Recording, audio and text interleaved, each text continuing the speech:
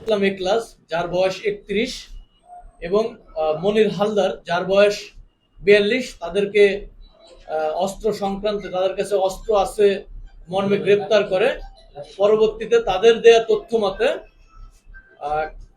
কালা জরিফ যার বয়স 43 বছর তার আস্তানায় তার অধীনস্থ ক্যাবিনেট থেকে অভিযান চালিয়ে 3টে অস্ত্র উদ্ধার করা হয়। এই 3টে অস্ত্রের ভিতর একটি 9mm বোরের পিস্তল এবং 2টি 7.62 বোরের পিস্তল উদ্ধার করা হয়।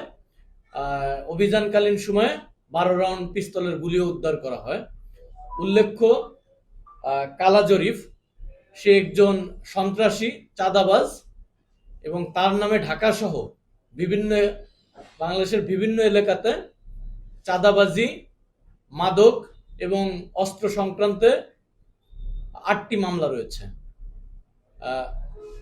ফাহমুদুল এবং মনির হালদারের বিরুদ্ধে প্রাথমিকভাবে মামলা পাওয়া যায়নি, তবে তাদের যে সংশ্লিষ্টতা বা তাদের যে চুরি, ছিনতাই, ডাকাতি সংশ্লিষ্টতার যে বিষয় সেগুলো এবং মাদক অস্ত্র ব্যবসার যে বিষয় সেগুলো আরো অধিকতর তদন্ত করে দেখা হবে।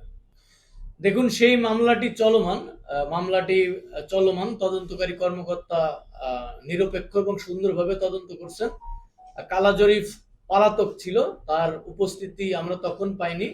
আমরা গোয়েন্দা তৎপরতায় আমরা পরবর্তীতে একটি ক্রস কানেকশন, একটি অস্ত্র মামলার যে কানেকশন আছে, তখন আমরা তাকে অস্ত্র মামলা যে সমাজে অবশ্যই একটা পজিটিভ ইম্প্যাক্ট পড়ে। এটি সমাজে একটি দিক নির্দেশনা বা অনুশাসন যায় যে পুলিশ অস্ত্র উদ্ধারে তৎপর আছে এবং কোন সন্ত্রাসী, চাঁদাবাজি বা যে আইন, রাষ্ট্রীয় আইন নীতি আচার মেনে চলে না, তাকে অবশ্যই আইনের আওতায় আসতে হবে।